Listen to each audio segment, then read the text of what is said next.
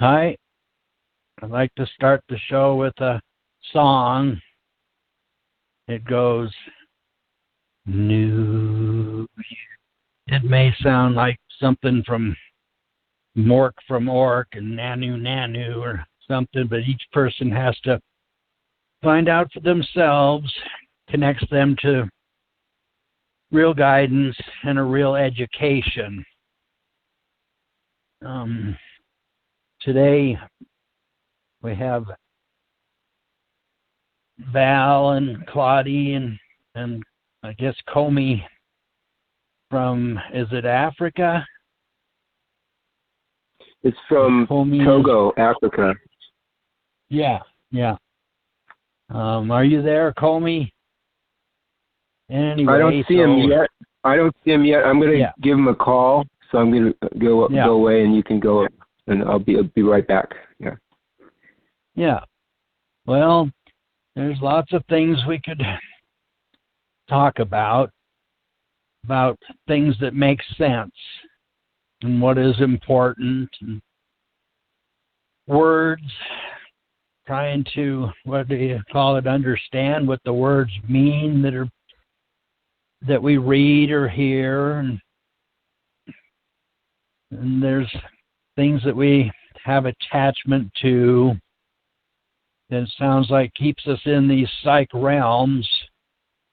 It's part of keeps us reincarnating, coming back over and over to this human farming prison planet, where it seems like when a person puts out effort to do for all, there's resistance by these beings that like to control others. And they have power, it sounds like, in this psych realm stuff. They can use their technology to make our brains, I guess they can control our brains to an extent if we're not did by what's called real universal guides. And the connection is the song, the New You song. If a person's sincerely trying to get a real guidance and a real education about why we came here to Earth and what's going on. And it seems to me that when a person puts out effort, prison yard, to make things better, let's say it's food, and you try to produce good food to eat, that the warden seems to like to keep his inmates unhappy and suffering, and that he would just tell his minions, his guards, to go poison the food, or with the technology control the humans that he wants to control to go and commit suicide or whatever. If they're trying to do something for all. So now it seems very important to have the protection of the universal guides in a person's life if they're trying to do something for everyone. Because without it, it seems like they just get rid of people that they don't want to be around, to interfere with their control and their, whatever you want to call it, desires to keep everyone else worshiping and praying to them, and they seem to want to just keep everybody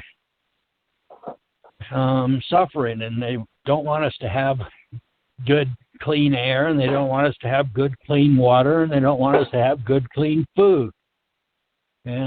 So it's very important to find out about why we came here. And it sounds like this worldly stuff in these psych realms, which are the physical, astral, causal, mental, and etheric,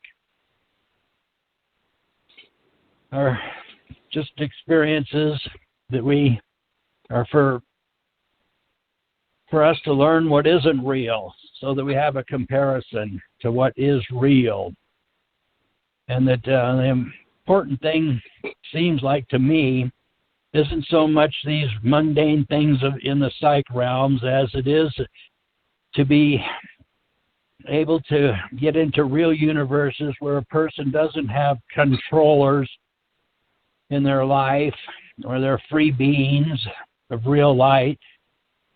And so where we wake up to what we really are. And this mind control stuff here in the psych realms, there's called Taplines, which it seems like they have the ability to get agreement from people to things that they've convinced them or made them think is something important, which are attachments, and actually it sounds like they can live off of our energy or emotions and stuff like that. They seem to want to cause people to have all these strong feelings, astral connections, wars and diseases and starvation and all these things that we wish didn't exist and don't exist in the real universes. Anyway, what really makes sense is to pay attention. The real guides know who's ready. They probably know us better than we know ourselves, so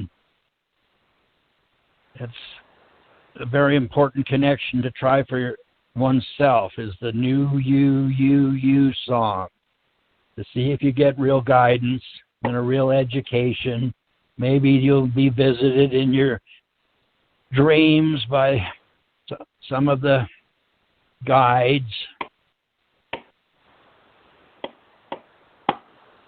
Would anybody like to say something about this prison planet that we're on and why?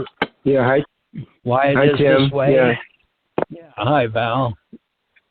Go ahead. Well, I think Comey's here. He'll be here just in a minute. Are you there, Comey? Our guest is almost here. I thought I'd just go over the intro to his book because it relates to what we're talking about.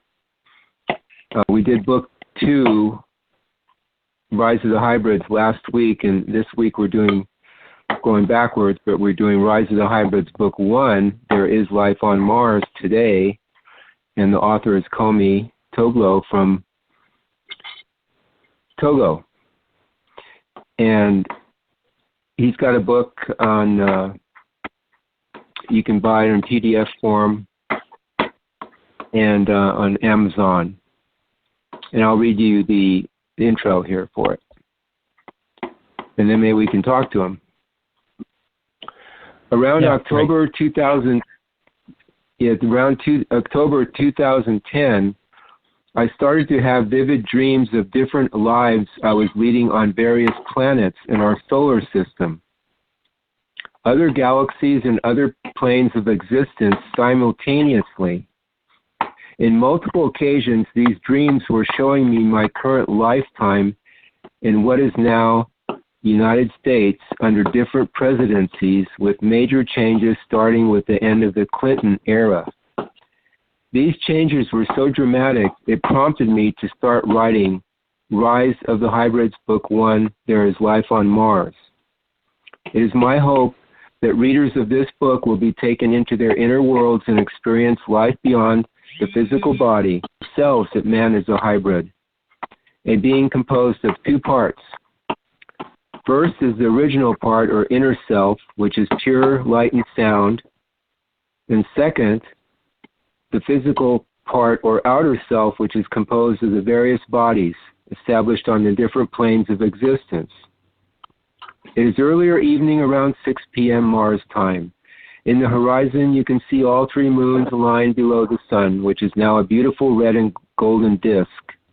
In the distance, stand a majestic peak towering the rest of the hills. Standing is a tall old black man with all white short hair, white side beard, mustache, and pointed goatee, all connected. He is wearing a golden Indian-style tunic and light blue pants. In his raised right palm is a six-pointed blue star. Just to his right, a little way to his feet, was a group of 4 men seated by a campfire. The men have been on their last retreat to contemplate a raid of Earth, but the unexpected visit of the old man will change forever the course of their civilization. Let's see if the author is here yet. Are you there yet, Komi?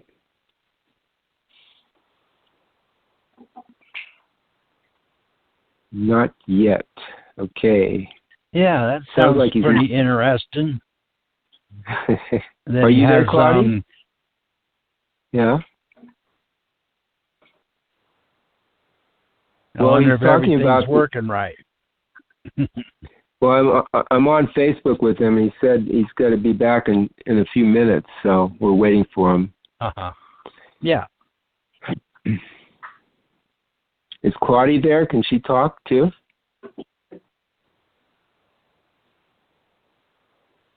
Yes, I'm here. Okay. Oh, hi, Claudia. It's really interesting to hear his notes on Mars and our government situation. As we progress down the timeline of our planet, it is showing us many different scenarios to work with. And part of it is to become aware of other persons in our lives. And sometimes we are able to catch up or catch the idea or figure it out for ourselves because we have been so misled from the beginning. By the beginning, I mean for when man was first introduced into the planet as a slave worker by reptilians from the planet, the solar system, Orion, who were here to gather resources, valuable minerals, etc., from the planet Earth, and they needed slave workers to do the work because there were only a few Orions then. And as they came into the knowledge that, we need more, they decided to do genetic manipulation on the monkey population and got them speed at being able to mine, get the gold and so on and so forth, or run the plantation and be able to take care of the food source and so on and so forth. As we move through our history on Earth, the genetic manipulation of our DNA has really changed us as a species. We were no longer just smart monkeys. We now became human, but we still carried the DNA from the Orion scientists who decided to change our form so that we could be better workers. Now, in order to keep the slave workers in check, the Orions had great mental capacities at programming us to do the work and also to not rebel or disobey them. All the smart monkeys were always said, you will bow down to us and worship us as your God. And they would perform little parlor tricks in front of the monkeys, and who would be wowed at, oh my goodness, they can rise into the air. They must be a god. And the Orions insisted that they call themselves gods, or that the monkeys worship them and call them gods. In order to further enslave the monkeys, government was introduced on the planet. where you can't do this, or there's rules and regulations against that, or whatever. And to this day, we still have rules and regulations against what we can and can't do. And this is left over from our original beginning.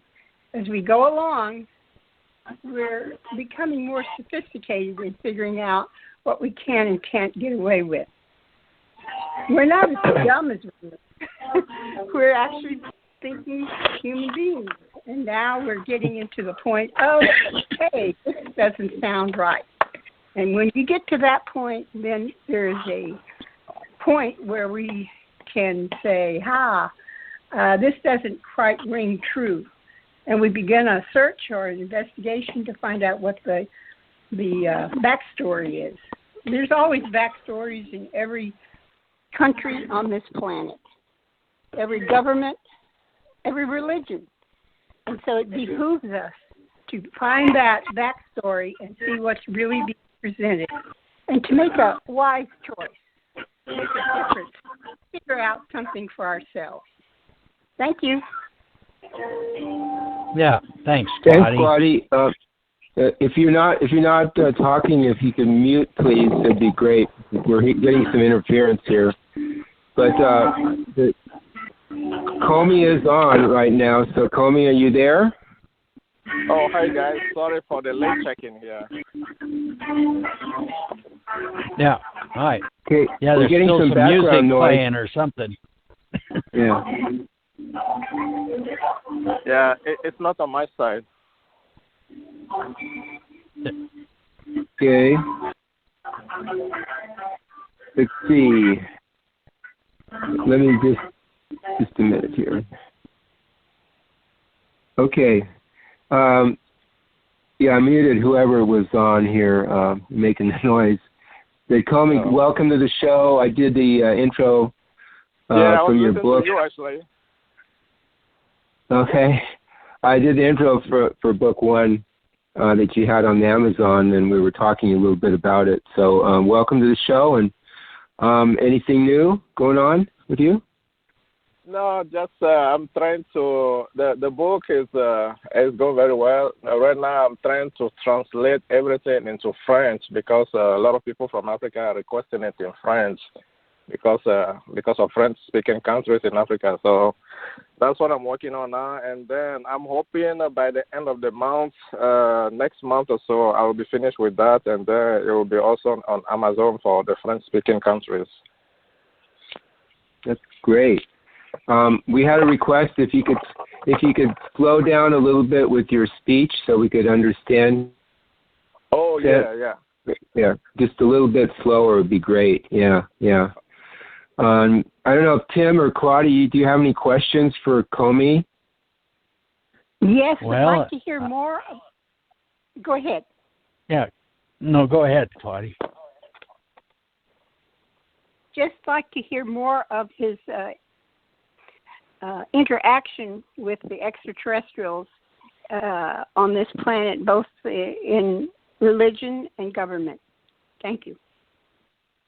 Oh, yeah, that's a good question. For some reason, I don't know if it's the media or if it's the government that have called that word the extraterrestrial to make it sensational or not, but in a sense, those are not really alien or extraterrestrial like we might want to call them because they are actually uncles or our ancestors, if you want to say it that way, because as human beings, we're hybrid creatures. If you think about it, our very nature of DNA, our very nature of biological nature, have been a mixture between those who came from the other star system on this planet to either for mining or for any other reason. They use their own DNA to mix with the people or the creatures that were on this planet Earth before they arrived here to be able to get to a level where they can use us as slaves, if you want to say that. So, and the other portion is being a hybrid genetically, also for them to be able to use us, for them to be able to allow us to function properly, there's had to be this part of us that is the light and sound. Also, soul has to incorporate into that body that they created to be able to maneuver. Just like when you create a robot, you got to put a program in that robot to be able to function. Now, the same way that, we human beings have been produced or created to be able to function on this planet. Now, from a spiritual viewpoint, it allowed, different souls from different galaxies or different universes to arrive on this planet and to have the experience that allowed the divine side of us to experience life here on the lower level.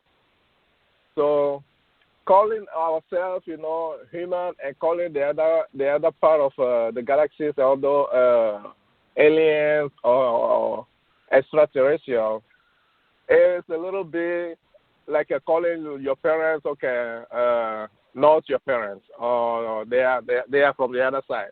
But no, we are the same people, just in a different form, a refined form they might have, or we might have a lower form. Because the reason I'll say we are having a lower form is being that today we are not ever being able to use half of our brain system, half of our mind. Why? Because when they tweak our genetic makeup, eliminated a whole bunch of our genes, which today the scientists are calling junk DNA. But nothing in the universe is junk. Nothing in the universe is by mistake. Those junk DNAs are the ones that have been suppressed so that we will be in service of those beings that came from the different galaxies here on this planet to create Earth. So you have a lot of those people, a lot of those beings in the government, a lot of those beings that are in the religious arena, a lot of those beings that are in all kind of things that you can think of, movies, schools. Why? Because this planet has been set up for a school, and the school system has to allow you to learn multiple things, and multiple people, multiple beings have to come here and learn and teach each other. So it's not per se saying that what the government today is doing is bad. In a physical sense, any government that is suppressing their people is doing wrong to his own people. But in a spiritual arena, that is just a learning. Today, the government is learning what it's all about.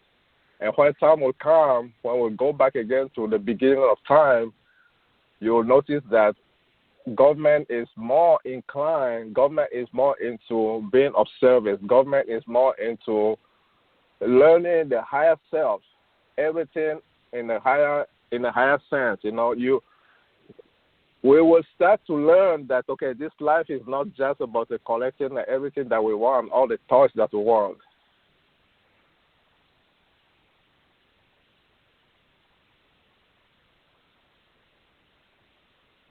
Yeah. Are we just letting the government do what they want, with us, or is it all part of the game, or is it all part of the big schema of things?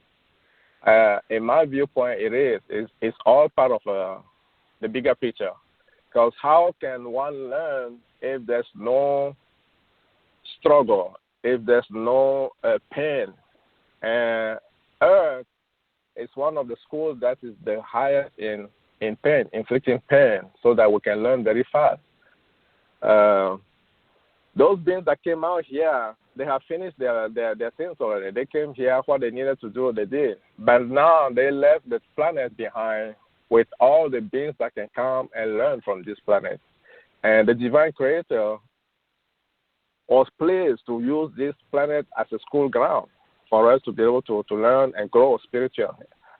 Now, when you talk about spiritual things, sometimes people will say, why are we talking about spiritual things? Spiritual thing is for people that cannot succeed. No. Everything is spiritual. Life itself is spiritual. Our existence here on this planet as spiritual beings, as a higher being, is spiritual. The air that we breathe is spiritual because some creator who created this planet in the first place is a spiritual being. It doesn't have body. It doesn't have any of the bodies that we can think of. The astral, the causal, the mental, and the soul body. It just is. It is spiritual. So the bigger plan, the bigger picture is that one day we'll move out of this arena again, which is planet Earth, into a different, training ground for those people who will not finish the training that they came here to learn.